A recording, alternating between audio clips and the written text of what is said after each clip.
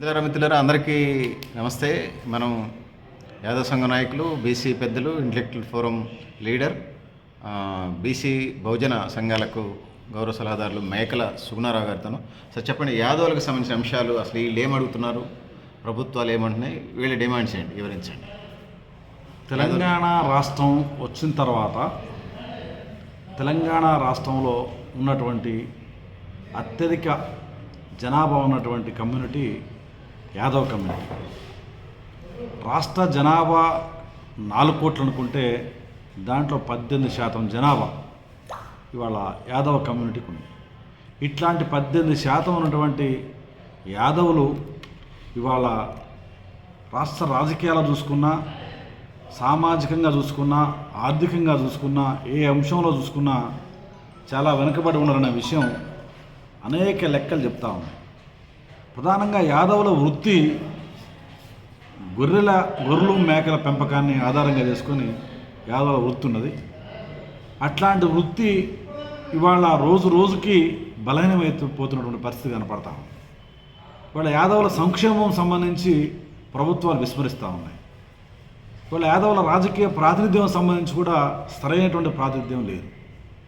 ఇవాళ చూసుకుంటే యాదవుల సంబంధించి గొర్రెలు మేకలు పెంపుకునే వాళ్ళకి సంబంధించి 59-58 జీవోలు ఉన్నాయి.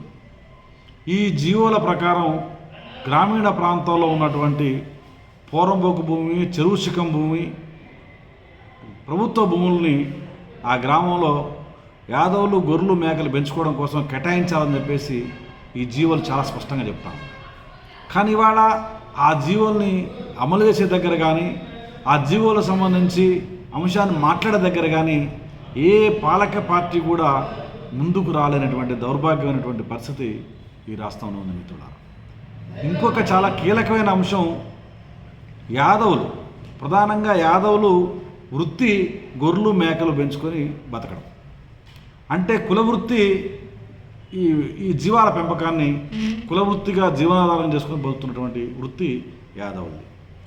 ఇవాళ ఈ బీసీలలో ఉన్నటువంటి ఈ డీలో ఉన్నటువంటి యాదవులు ఈ వర్గీకరణ జరగకముందు ఎస్ఎన్టీ, వీళ్ళు ఎస్ఎన్టీ డి అంటే అని చెప్పేసి మనకు తెలిసే ఉంటుంది. వీళ్ళు semi nomadic tribe, denotified tribes. Semi nomadic tribes అంటే అర్ధసంచార జీవులు. అర్ధసంచార జీవులు అంటే 6 నెలలు అడవిలో ఉండి వాళ్ళు మేకల గొర్రెలు కాసుకుంటారు, 6 నెలలు ఇంటి పట్టుంటారు.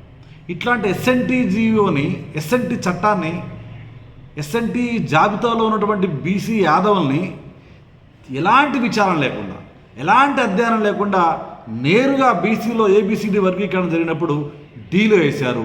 ఇది యాదవులకు సంబంధించి విద్యా ఉద్యోగాలపైన, యాదవుల అభివృద్ధిపైన ఇది గొడ్డలి పెట్టు. ఎందుకంటే బీసీలో ఉన్నటువంటి కులవృత్తినే జీవనాధారంగా చేసుకుని బతుకుతున్నటువంటి కులాలు చాకలి, మంగలి, కుమ్మరి, కమ్మరి, గౌడ, బెస్త లేదా పద్మశాలి, ఇట్లాంటి కులాలన్నీ ఏబీలో ఉన్నాయి. కులవృత్తినే జీవనాధారంగా చేసుకుని బతుకుతున్న కులాలు ఏబీలో ఉన్నాయి.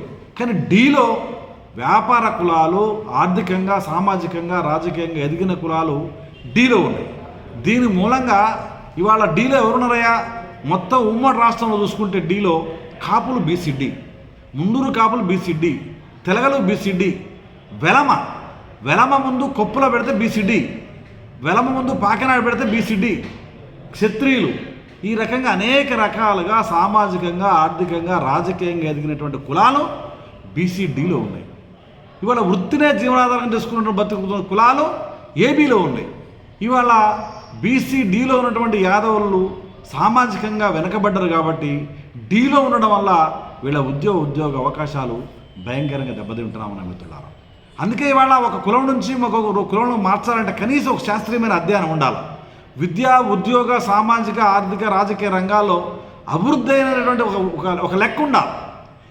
దేనికి మీరు ఎస్ఎన్టీలో ఉన్నటువంటి ఈ జీవాల పెంపకందారులపై ఆధారపడుతున్నటువంటి యాదవులు లేదా కుర్మ యాదవుల్ని ఏ రకంగా బీసీడీలో వేశారో ఇలా ఎలాంటి విచారణ లేదు, ఎలాంటి అధ్యయనం లేకుండా వేయడం వల్ల వీళ్ళ అభివృద్ధి పైన ఇవాళ అది తీవ్రమైనటువంటి ప్రభావం చూపుతున్నటువంటి పరిస్థితి ఇవాళ ఉంది.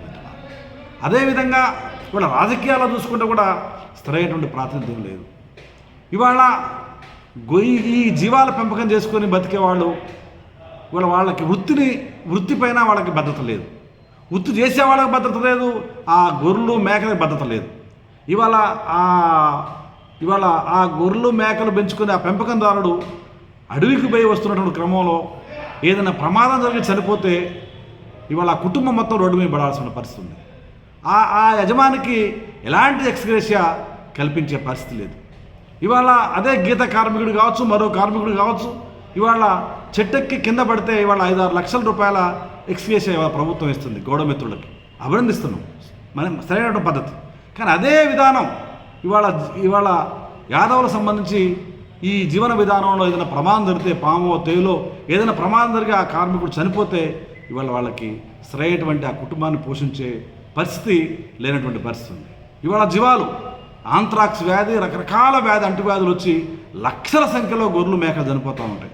కానీ ఎవ్వరూ కూడా ఎక్కడ కూడా నిర్దిష్టమైనటువంటి ఎక్స్గ్రేషియా వచ్చినటువంటి పరిస్థితి లేదు మిత్రులారా.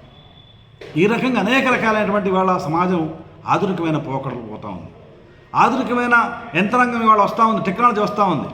ఇవాళ ఈ అడవులు గొర్రెలు కానీ మేకలు కానీ అడవిలో పోయి మేసే పరిస్థితి లేదు. ఇవాళ అడవులు లేవు. అదే వృత్తి చేసుకునే వాళ్ళకి ప్రభుత్వం సహకారం లేదు. ఇవాళ మేము డిమాండ్ చేస్తూ ఉన్నాం, 50 లక్షల రూపాయలు ఇవాళ సబ్సిడీతో, జీరో సబ్సిడీతోటి 50 లక్షల రూపాయలు సబ్సిడీతోటి ఇవాళ రుణాలు ఇస్తే ఇవాళ వీళ్ళు గ్రామంలో గొర్రెలకు షెడ్లు వేసుకొని మళ్ళీ ఆ జీవన విధానాన్ని కొనసాగించేటువంటి అవకాశం ఉంది.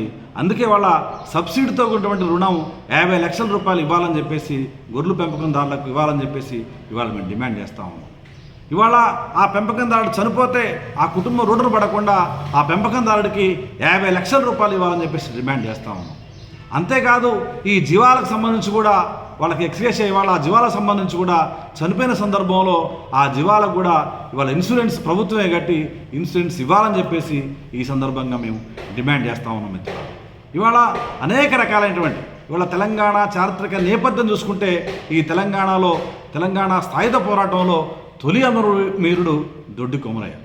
ఈ తెలంగాణ ప్రాంతానికి యాదవులకి అవినాభావ సంబంధం ఉంది. తెలంగాణ మొదటి అమరవీరుడు దొడ్డి కొమరయ్య. ఇవాళ తెలంగాణ రాష్ట్ర సాధన కోసం అనేక ఉద్యమాలు జరిగినాయి. ఈ సాధన ఉద్యమాల్లో కూడా అనేక మంది బిడ్డలు తమ విలువైనటువంటి ప్రాణాలని త్యాగం చేశారు. ఇవాళ సాంబశివుడు చూసుకుంటే తెలంగాణ యాదవ బిడ్డ, సాంబశివుడు తెలంగాణ యాదవ బిడ్డ అనే విషయాన్ని ఇవాళ గమనంలో ఉంచుకోవాలి. ఇవాళ తెలంగాణలో తన ఆట పాటతోటి మొత్తం తెలంగాణ ప్రాంతాన్ని ప్రభావితం చేసి తెలంగాణ ఉద్యమాన్ని ఇవాళ రగిలించి తెలంగాణ రాష్ట్ర సాధనకు అయితే ఉపయోగపడదో బెల్లి లలిత తన ఆట పాట మాటల ద్వారా తెలంగాణ ఉద్యమంలో తన పాత్ర నిర్వర్తించి హత్యకు గురి కాబడినటువంటి బెల్లి లలిత యాదవ ఆడబిడ్డ అనే విషయాన్ని ఇవాళ గమనం ఉంచుకోవాల్సిన అవసరం ఉంది.